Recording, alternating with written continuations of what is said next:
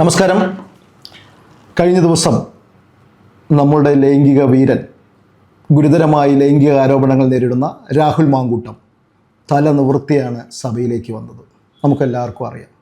പക്ഷെ അതിനുശേഷം അദ്ദേഹത്തെ കണ്ടിട്ടില്ല, ആരും കേട്ടിട്ടില്ല. നിയമസഭയിലേക്ക് വന്ന സമയത്ത് ഒരു കോഴിയും കൂവിയില്ല, ഒരു ആടും കരഞ്ഞില്ല.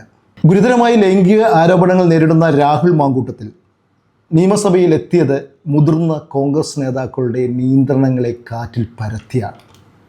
ഒരു കോൺഗ്രസ് നേതാവിനും, ഒരു മുതിർന്ന കോൺഗ്രസ് നേതാവിനും ഒരു വില പോലും കൽപ്പിക്കാതെയാണ് അദ്ദേഹം കഴിഞ്ഞ ദിവസം സഭയിലേക്ക് എത്തിയത്. വ്യാജൻ വെറുമൊരു കോഴി മാത്രമല്ല, നല്ലൊരു കണ്ടാമൃഗവും കൂടിയാണ് എന്ന് തെളിയിച്ചും കഴിഞ്ഞു. എന്നാ തൊലിക്കട്ടിയ എന്ന തരത്തിലുള്ള പ്രതികരണങ്ങളാണ് രാഹുലിനെതിരെ ഉയർന്നു വന്നുകൊണ്ടിരിക്കുന്നത്. പാർട്ടിക്കുള്ളിൽ തന്നെ വിമർശനങ്ങൾ നേരിടുന്ന രാഹുലിൻ്റെ പ്രതികരണങ്ങൾ പാർട്ടി നേതാക്കളുമായുള്ള ഒത്തുകളിയാണോ എന്ന് സംശയിക്കേണ്ട സാഹചര്യമാണിപ്പോൾ കേരളത്തിലെ ജനങ്ങൾക്ക് മുഴുവൻ. വരാനിരിക്കുന്ന തദ്ദേശ തിരഞ്ഞെടുപ്പിൽ പാർട്ടിയുടെ പ്രതിച്ഛായയെ ചോദ്യം ചെയ്യാതിരിക്കാൻ പാർട്ടി നേതാക്കൾ പ്രത്യക്ഷമായി രാഹുലിനെ എതിർക്കുകയും പരോക്ഷമായി രാഹുലിൻ്റെ പക്ഷത്താണോ? സംശയിക്കേണ്ട, അത് രാഹുലിൻ്റെ പക്ഷത്ത് തന്നെയാണ് എന്ന വാദം ഉയർന്നു വരികയാണ്. വി.ഡി. സതീശൻ്റെ വിലക്ക് മറികടന്ന് രാഹുൽ നിയമസഭയിൽ എത്തിയത് എന്തിനെന്നുള്ള ചോദ്യം ശക്തമാവുകയാണ് പാർട്ടിക്കുള്ളിൽ. രാഹുലിൻ്റെ ഈ നീക്കം സമ്മർദ്ദത്തിലാക്കുന്നത് ആർക്കൊക്കെയാണ്? അക്ഷരാർത്ഥത്തിൽ പാർട്ടിക്കുള്ളിൽ പ്രതിഷേധം തീർത്തും തെരഞ്ഞെടുപ്പ് അടുക്കുംതോറും കൂടുതൽ സമ്മർദ്ദത്തിലേക്കാണോ കോൺഗ്രസ് നീങ്ങുന്നത്? പ്രതിപക്ഷത്തിൻ്റെയും മാധ്യമങ്ങളുടെയും ചോദ്യങ്ങൾക്ക് മുന്നിൽ മൗനം തുടരുന്നത് രാഹുൽ മാങ്കൂട്ടത്തിൻ്റെ മറ്റൊരു ഗെയിമാണെന്ന് പറഞ്ഞാൽ ആരെങ്കിലും സംശയിക്കുമോ? പാർട്ടിക്കുള്ളിൽ നീക്കുപോക്കുകൾ സ്വാഭാവികമാണ്.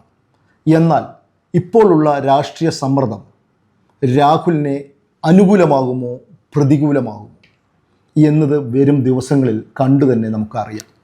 പാർട്ടിയിൽ യുവതുർക്കികളായി അറിയപ്പെട്ടുകൊണ്ടിരിക്കുന്ന നമ്മളുടെ സെൽഫി പറമ്പിൽ അല്ല ഷാഫി പറമ്പിൽ, പി.കെ. ഫിറോസ് തുടങ്ങിയവരൊന്നും തന്നെ നിയമസഭയിൽ എത്തിയ രാഹുലിൻ്റെ അകമ്പടി സേവിക്കാൻ എത്തിയില്ല എന്നതും ശ്രദ്ധേയമാണ്.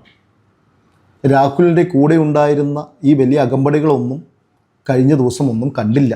രാഹുലിൻ്റെ ഉറ്റ ചങ്ങാതിമാർ കൈയൊഴിഞ്ഞു എന്നും നെഗറ്റീവ് ഇമേജ് പറയുന്ന യുവ നേതാക്കൾ മൗനത്തിലാണെന്നും പറയുന്നവരുമുണ്ട്, പറഞ്ഞുകൊണ്ടിരിക്കുന്നവരുമുണ്ട്. രാഷ്ട്രീയ പാരമ്പര്യമൊന്നുമില്ലാതെ പാർട്ടിയിൽ തൻ്റേതായ സ്ഥാനം നേടിയെടുത്ത രാഹുൽ മാങ്കൂട്ടത്തിന് വലിയൊരു വിഭാഗം പിന്തുണയ്ക്കുന്നുണ്ടെങ്കിലും പ്രതികരണങ്ങളിലെ പക്വതയില്ലായ്മ പാർട്ടിക്കുള്ളിൽ തന്നെ രാഹുലിനെ നെഗറ്റീവ് ഇമേജ് ഉണ്ടാക്കിയിട്ടുണ്ട്. ഈ സഭയിൽ കയറിയിരിക്കുന്നവരാരും പെൺവീരന്മാരാണോ എന്ന് നമുക്ക് പറയാൻ പറ്റൂല. പാർട്ടിക്ക് അവിഭാജ്യ ഘടകമായി മാറേണ്ട ആളാണ്. കെട്ടി ആഘോഷിച്ച രാഹുലിനെതിരെ ഉയർന്ന ആരോപണങ്ങളെ അത്ര പെട്ടെന്ന് തള്ളിക്കളയാൻ സാധിക്കില്ല. ജനഹൃദയങ്ങളിൽ അനിഷേധ്യ നേതാവായി തിളങ്ങേണ്ട നേതാവ് കൊലവിളി മുഴക്കി എന്നത് ചെറിയ കാര്യമല്ല.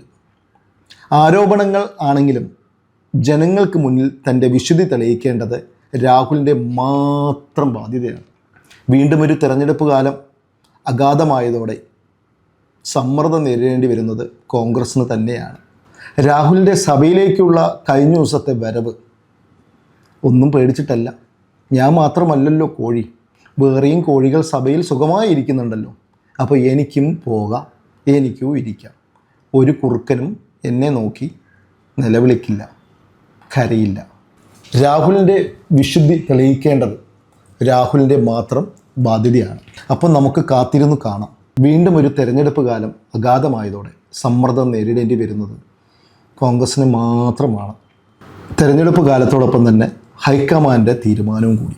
ഇനി ഹൈക്കമാൻഡ് തീരുമാനം എന്താണെന്നുള്ളത് നമുക്കും കാത്തിരുന്ന് കാണാം. കൂടുതൽ വാർത്തകളും വിശേഷങ്ങളും നേരിട്ട് ലഭിക്കാൻ ജനങ്ങളിൽ നിന്ന് ജനങ്ങളിലേക്ക് ജനഭൂമി ന്യൂസ് സബ്സ്ക്രൈബ് ചെയ്യൂ. ബെൽ ബട്ടൺ അമർത്താനും മറക്കരുത്.